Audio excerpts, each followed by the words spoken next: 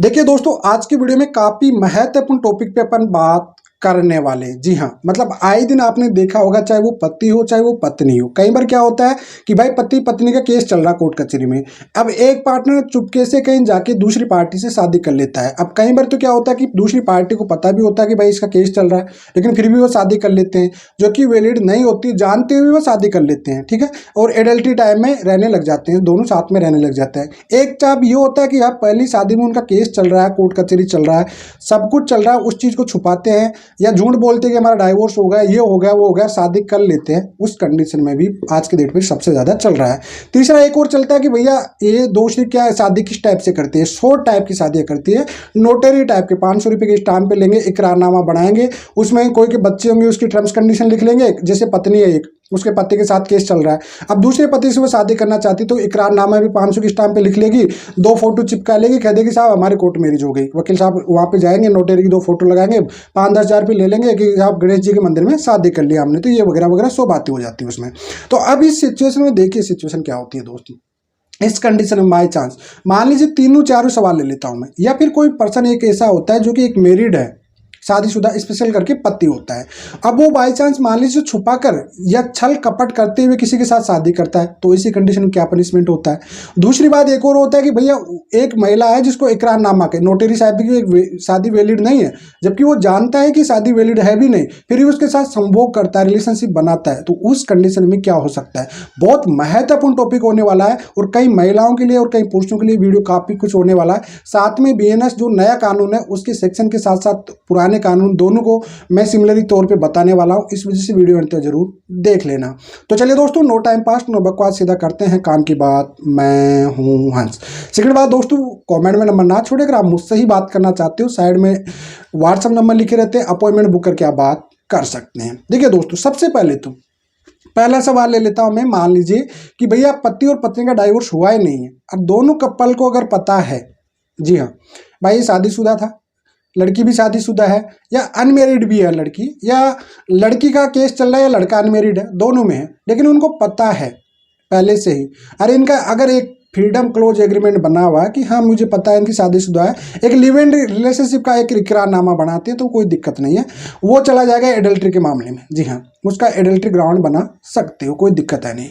दूसरी बात, मान लीजिए कि एक पक्ष, मान लीजिए कि एक पति है, किसी और महिला से शादी कर लेता है, इकरारनामा बना के 500 रुपये की नोटरी की शादी कर लेता है बाई चांस, मान लीजिए पत्नी का केस चल रहा है, तो क्या इसको बाय गेमिंग केस में माना जाएगा? जी नहीं, बाय गेमिंग नहीं माना जाएगा, क्योंकि ये शादी वैध नहीं है।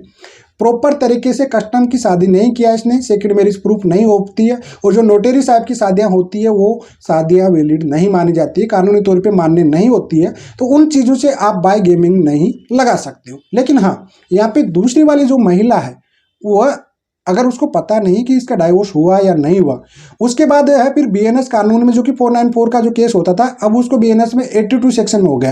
लेकिन साथ में मान लीजिए ये जो नोटरी टाइप की है, उसको एक विश्वास देता है कि मैं तेरे साथ शादी कर चुका हूँ कंप्लीटली, ठीक है, तो इसमें ऐसा होता 493 आईपीसी पहले लगता था, जिसमें 10 साल तक की सजा है भाई साहब। जी हाँ, मतलब विश्वास उसको जिताता है कि भाई मैं तेरे साथ नोटरी टाइप की शादी है, जबकि अनवैलिड शादी है, फिर भी यह कहता है कि मैं तेरे साथ प्रॉपर शादी कर चुका हूँ, बिल्कुल मेरी वाइफ है, फिजिकल उसके साथ रिलेशनशिप बनाता, सब कुछ बनता है, और वो वाकई शादी वैलिड नहीं है, तो ऐसी कंडीशन में 10 साल तक की पनिशमेंट है, जो कि बीएनएस में 81 सेक्शन में, जो नया कानून है भारतीय न्याय संहिता की धारा 81 में भैया 10 साल तक की पनिशमेंट है, और ये नॉन बेलेबल ऑफेंस है। जी हाँ, इसमें बेल नहीं मिलती है, ये बात है, जमानती नहीं है, नॉन कॉग्निजेबल है, लेकिन नॉन बेलेबल ऑफेंस है, ठीक है। तो कुल मिलाकर आपको समझ लेना चाहिए।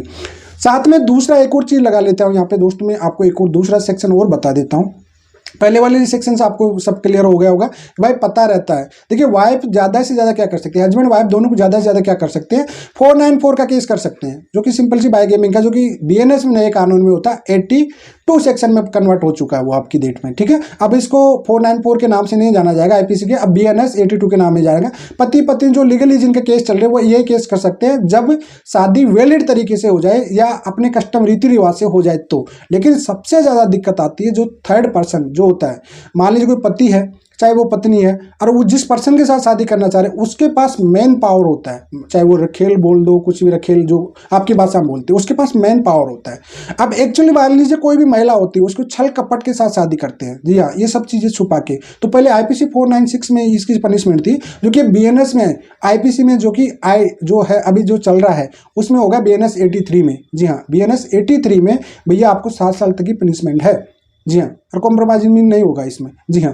मतलब आप एक चीज़ें छुपा लेते हो कि मेरी शादी नहीं, कई बार जगह पता पड़ जाता है। अब ये चीज़ें देखिए आप मौखिक रूप से बताओगे ना तो भी फंस जाओगे आप। और अब एक और नया सेक्शन जो आ चुका है बीएनएस में 69, शादी का वादा करके, पहले रेप में जाता था शादी का झांका, अभी 69 हो गया जिसमें 10 साल तक की सजा है, जी हाँ। अगर आप किसी महिला को छुपाकर, डाइवोर्स को छुपाकर या वो चीज़ें, अब आप कहते हैं हम तो बताए थे नहीं थी, भाई इसके लिए एक क्लोज प्रॉपर एग्रीमेंट बनाना पड़ता है, जी हाँ। जो आपका इकरारनामा होता है उसमें आप शादी की बजाय एक फ्रीडम एफिडेविट बना लीजिए कि भैया आपको पता है मेरा केस चल रहा है, हमें ये लिव एंड रिलेशनशिप में रह रहे हैं। अगर आप इस टाइप की कपट करते हो तो भैया आपको उन्हें 10 साल तक की पनिशमेंट हो जाएगी। मतलब कुल मिलाकर आपका जो पावर है, थर्ड पर्सन जो पार्टी है, अगर आपने मौखिक रूप से बता के भी कर दिया ना तो भी आपको बच जाएगा। शादी का झांका वाला 69 वाला एक चैप्टर ही अलग से बना दिया गया है। अब इसमें आपको ये शादी का झांका रेप केस में जाता था पहले, वो नहीं जाएगा, पहली बात तो ये।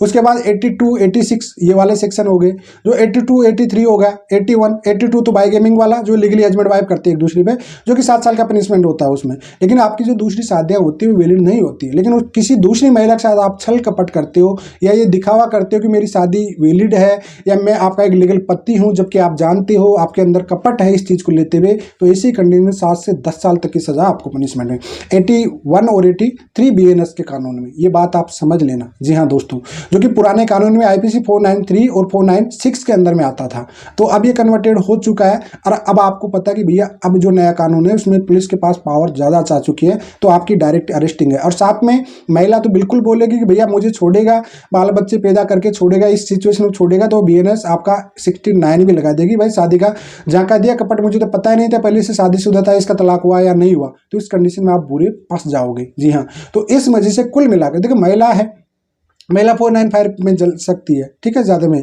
सेक्शन ज़्यादा में महिला भी कर सकती है, लेकिन इनके साथ जो पार्टनर के साथ आप करते हो एक्चुअली में उसको पता ही नहीं रहता, जो कि आए दिन आज की डेट पे कई सारे समझ में आ जाती है उस चीज़ में।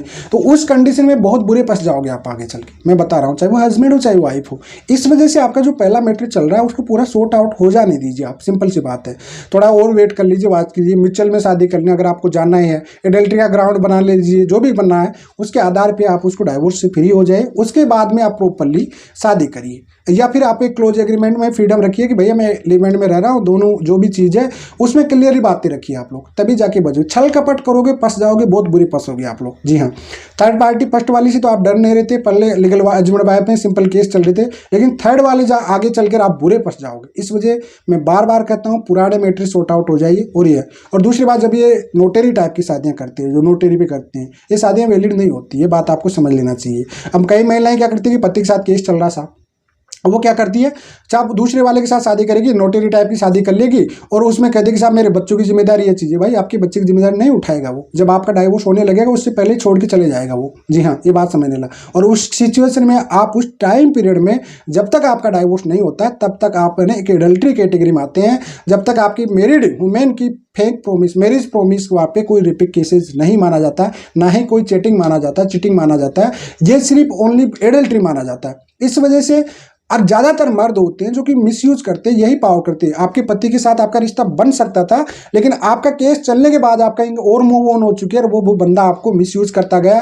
कहीं तो ऐसी जगह महिलाओं को शिकायत आती है कि साहब हमारा तो डाइवोर्स ही उसने कराया है, मेरे बॉयफ्रेंड की वजह से डाइवोर्स हुआ मेरा तो, जी हाँ। कई बार वो जब तक केस चलता रहा, 3-4 साल तक मेरे साथ आपसे लिव इन में रहा, एडल्ट्री में रहा, डाइवोर्स होने के 1 महीने पहले ही भाग गया। आप कुछ नहीं कर पाओगे उस कंडीशन में। तो इस वजह से जब भी ऐसी सिचुएशन आती है तो प्रॉपरली तरीके से आप या तो उसका एग्रीमेंट बनाए, सिचुएशन बनाए, तभी होगा, अन्यथा आप बुरे फंस जाओगे। ना कोई फिर बाद में रेप केस लगाते हो कोई फायदा नहीं है। और दूसरी बात, जब तक आपका पति और पत्नी दोनों का बच्चों का नेचुरल गार्जियंस पहला जो होता है वो पिता होता है, अब पत्नी दूसरा सौतेला पिता बनाना चाहती है, तो वो कभी भी आपके बच्चों की रिस्पॉन्सिबिलिटी लेगा ही नहीं जब तक आपका पति उसको लिखित में एडॉप्शन नहीं देगा, और उसके बाद वो लिखित में एडॉप्शन नहीं लेगा कानूनी तौर पे, तब तक आपका बच्चे की वो रिस्पॉन्सिबिलिटी नहीं लेगा। प्यार प्रेम में तो आप सोशल मीडिया पे मिल जाते हैं आजकल, तो second hand husband second hand wife आज की डेट में सबसे ज़्यादा सोशल मीडिया पे मिलते हैं, ठीक है। तो उस सिचुएशन में आप लेते हो, लेकिन बाद में बहुत बुरा पछताना पड़ता आपको। तो उम्मीद करता हूं दोस्तों आपको समझ में आ गया होगा, ऐसी गलतियां ना करें। मैं पूरी डिटेल में आपके इस वीडियो में बता दिया। अगर आप मुझे डिटेल में बात भी करना चाहते हो, कोई केस आपके साथ है और आप या कमेंट में शेयर नहीं करना चाहते हो, तो मेरे को व्हाट्सअप नंबर रहते हैं, अपॉइंटमेंट बुक कर लीजिए, डिटेल में आप बात कर सकते हो। मैं आपको उसका प्रॉपर सॉल्यूशन आपको बता दूंगा। साथ में आप अगर मुझे इंस्टाग्राम फेसबुक पेज पे फॉलो नहीं किया अभी तक, तो इंस्टाग्राम फेसबुक पेज पे फॉलो कर देना। आईडी दोनों की नीचे मेंशन हो रही होगी। यूट्यूब चैनल पर अगर आपने नहीं किया तो यूट्यूब चैनल को भी सब्सक्राइब कर देना, कि देखिए यार व्यूज तो करते हो लेकिन यूट्यूब चैनल को सब्सक्राइब नहीं करते, तो आप एक बार चैनल को सब्सक्राइब जरूर कर लेना। फिलहाल आज के लिए इतना ही।